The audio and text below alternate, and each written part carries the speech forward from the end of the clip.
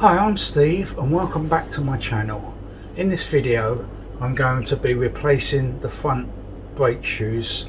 I will be removing the hub and looking at the oil seal at the back as well.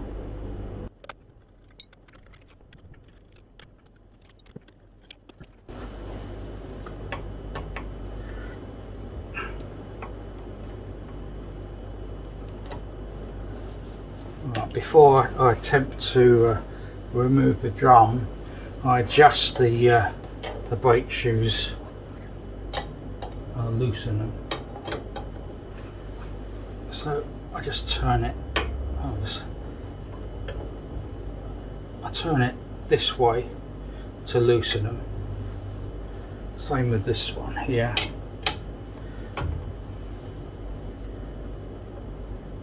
But it's not much on these because these shoes are quite new. I'm only replacing these shoes because I've got the full set that I made up.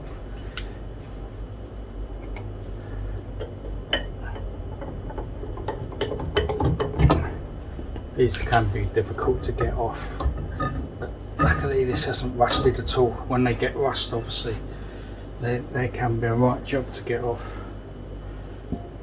Okay, the easiest way to get these off is to pull up this side because there's more of a leverage.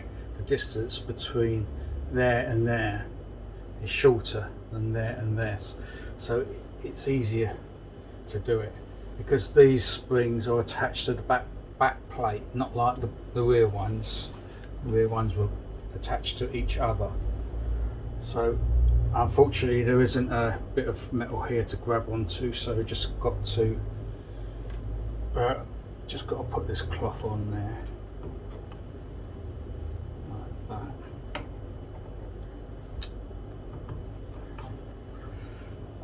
And get this off the cylinder first, being careful not to damage that rubber.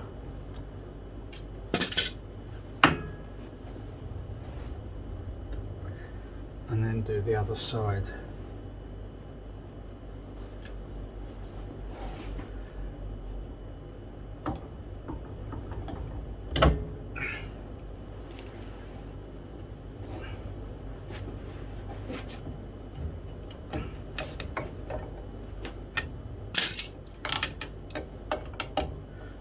And they come off like that.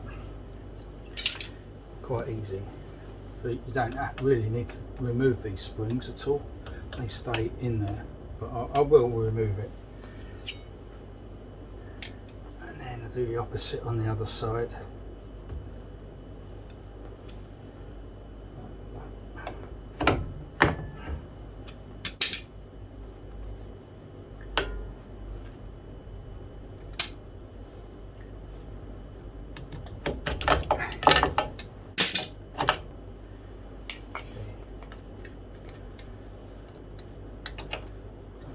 Get these off without taking the hub out.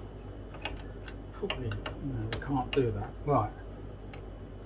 So at this point, normally you would just put the new ones on. But I'm going to have a look at the hub.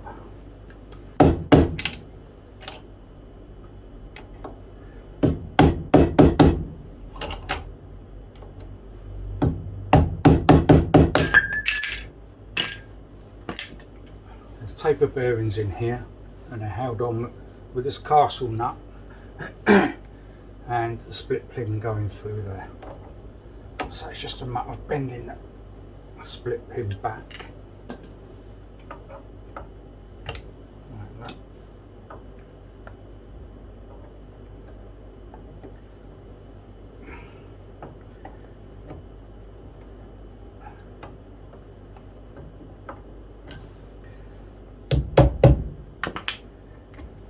Take the split pin out and just undo the nut.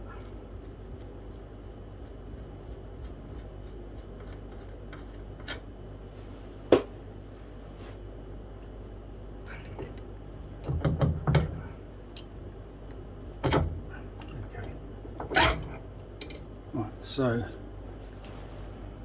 inside here Same as most cars, it's a tapered roller bearings in there, and there's the same this side.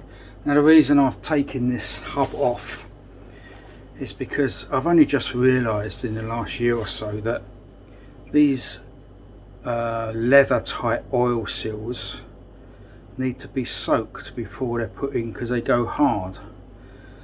So I've put this seal in, and it's a new seal, and that was like 20 years ago, so it hasn't been driven on there, and the grease is not enough to soak it. So now I'm going to put it in an ice cream tub and just soak that with oil and leave that there for about a week or whatever, and try to make this nice and supple, and then it should seal better. These hubs have been soaking in oil over the Christmas holiday, and that is over 2 weeks, and they're still hard. These seals are still hard. Now before I soaked them, I cleaned all the inside out, and I cleaned these bearings out, and then I discovered that the bearings are actually worn out. You see that it's just really bad on there, but the funny thing was the wheels felt really nice when they was going round, so that's why I never bothered about it. So now I've got to replace these bearings. So I bought 4 bearings and 2 seals. Now these bearings are the same make that are in there from new, I think, and the 2 numbers on the box, one refers to this part of the bearing and the other number refers to the ring. Now when it comes to the seal on these cars, there's 2 types. From 1951 to 53, the actual inside diameter of the seal is 1.5'8", and then they changed it to 1.916". So this one is 1.916". That's the dimensions of that seal. Now these 2 numbers, either if you have a seal that's got either these numbers, it's correct. Now I've got a feeling that there's another manufacturer called Humphreys. I don't know if that is the Humphreys number, but I do know that the NA number is definitely Payen. So I think Payen may have changed to this number, but anyway, that is the seal for the later models. So the first thing to do is to take out this seal so that I can get to the larger bearing, and it should just pop out. I've got a nice long screwdriver with lots of leverage. Oh. Maybe. Right, I put these nuts on to protect the threads, and I try it like this. There it is. It's just moving now. It comes out quite easy. So what I'm going to do now is going to wash it all down, get it absolutely clean, and then I'll come back and have a good look at this bearing. Doesn't look too bad, this one. Right, I've cleaned that in my safety clean bar, and it's absolutely clean. Nothing in there, no grease or anything. Now I've looked at this bearing. Initially I thought there's nothing wrong with it, but there are some marks here. I don't know if that'll come out on camera, but this is just starting to go. And I've looked at the other one, and the other one is a bit better than this, but it's just starting to go, so they did need to be replaced. So now what I need to do is knock this ring out and this ring. So it don't matter what one you do first. Now there's always a step up here. There's always a step, so it allows you to knock it out. And I've found this bit of copper that's been used before, and it's got a nice lip on it, so I can use that lip to get it in there and knock it out. You can do it with a screwdriver. You could get a screwdriver on there. The problem is that when you get down here, the screwdriver will damage the cast iron, the bore of that hub.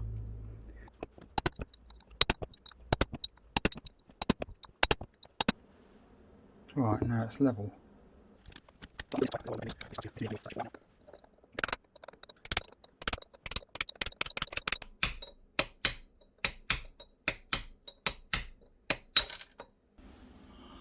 This one's tighter, this one's not moving.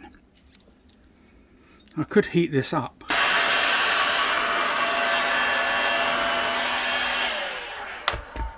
Right, I've heated that up to the point where it's too hot to touch. It defeats the object because the ring has also got big at the same time as the bore of this has got big, but it may help a little bit. So I'll put that in there.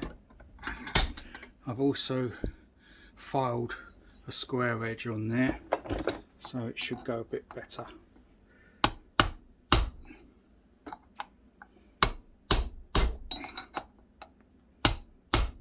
Feels as though it's going to me.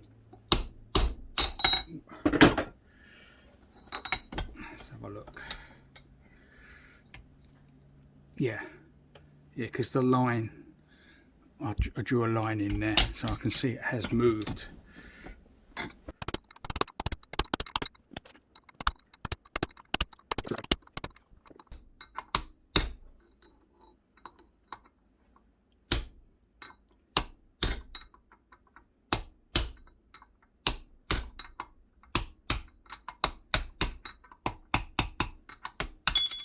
That's got it. So the next thing to do is to check that the bores haven't got any burrs in there or any marks. This one's good because this is the first time it's been out, but I'm sure there are some cars that are all damaged around here, so there are some burrs around here. So I'm going to just put a scraper around that edge there, just on this corner here, because there is a burr there. But you don't want to take too much out because then the seal won't seal. Another good idea is to check this corner, because if it's been pushed out with something steel, that is most definitely going to be burred up that corner. And even though I used copper, I can feel burrs.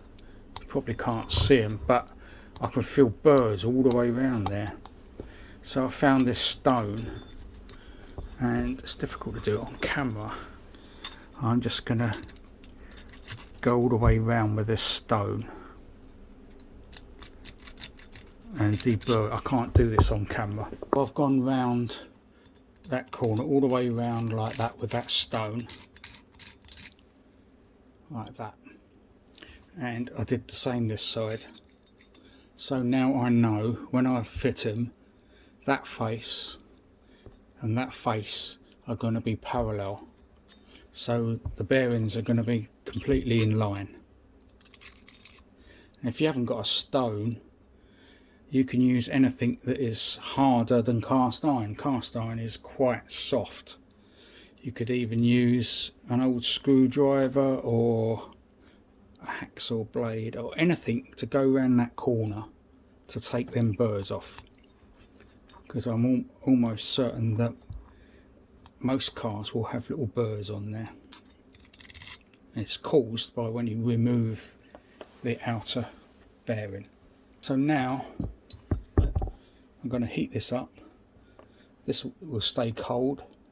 That will get bigger, and hopefully that'll drop in. If it doesn't drop in, I'll knock it in with the copper.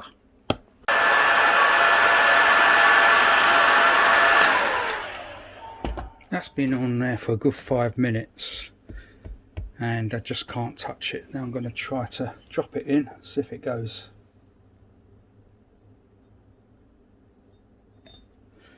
Oh, I've got to be quick.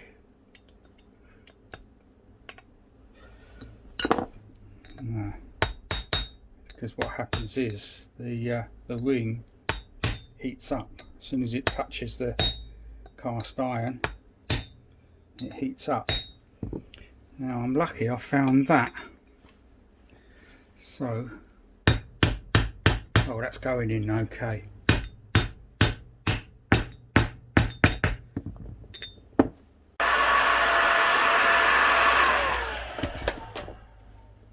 Well, I can't find anything to push this in with, so I'm just going to hope it drops down.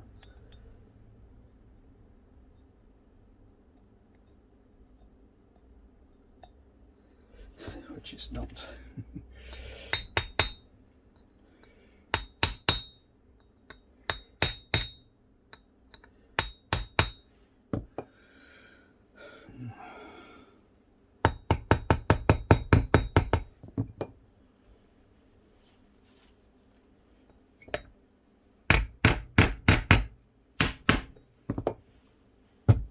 Now I need to get this ring below the surface, because then it'll be easier. So I've refiled this.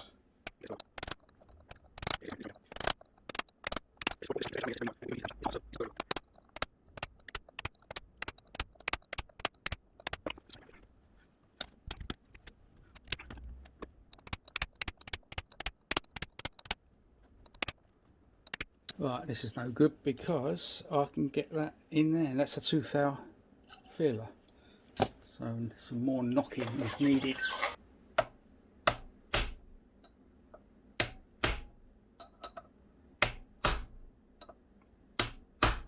That sounds better.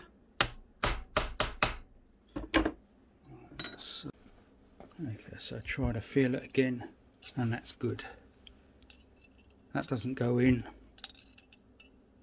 That's good. Try the other end. Yeah, that doesn't go in. Right. So you can always tell when you knock it down fully, because the note of the knock will change. While I wait for this to cool down, I'm going to pack the bearings with grease. Now this is proper bearing grease. It's lithium based bearing grease. Well, yeah, lithium, and it's general purpose bearing grease. So what I'm trying to do, am I getting it on camera? Yeah, what I'm trying to do is force the grease in so it comes out that side. Try to force it in like that.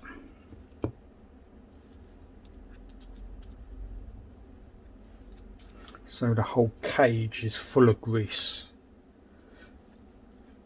It's called loading the bearing.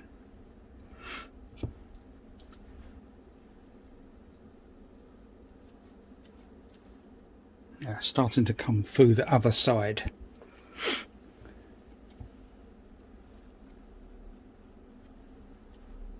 That's it. That's coming through. So once you see that coming through, you know it's all loaded. I can put a bit more around here. So that's all done. I've only got to let this cool down a bit. We're still, yeah, still need to let that cool down. Tea break. Right, so before I put the bearings back, I'm going to put grease inside the hub. Now there's always a debate about how much grease you should be putting inside this hub, and it is true that if you put too much grease in here, it can cause the bearings to overheat and it causes drag. Now in the book for this car, it just says fill the cavity up. Well, I'm not going to fill the cavity up, but I'm going to cover everything with grease in here. So there's a small reservoir of grease there ready to be spun out into the bearing. But I feel that if I put too much grease inside here, because these seals are not like the rubber ones, they're leather, and they do give problems after a few years. So, you know, I think it's better not to put too much grease in here, because it could make its way out of here and get onto the shoes.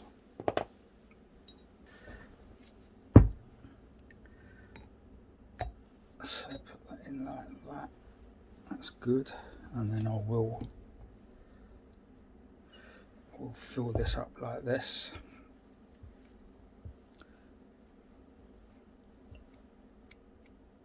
That's all I'm going to put in there, and then put the seal in.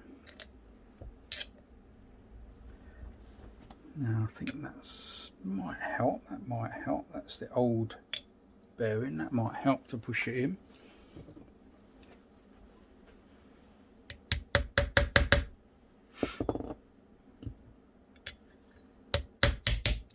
Or maybe not.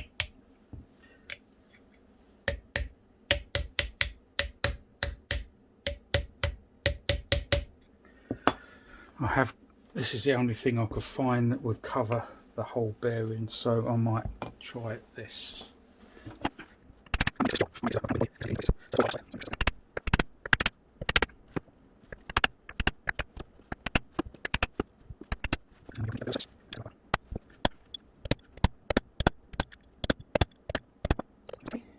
Just below the surface.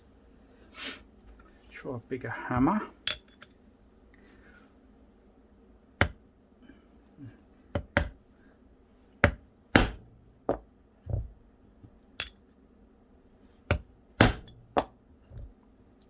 That's not going down anymore, so that's good.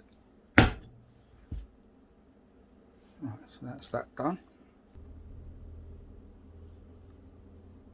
And it's just a matter of putting this on, and that's done. And when I finally finish, I will put a layer of grease in here as well. Not a lot, I won't fill that up, but I will cover that with grease.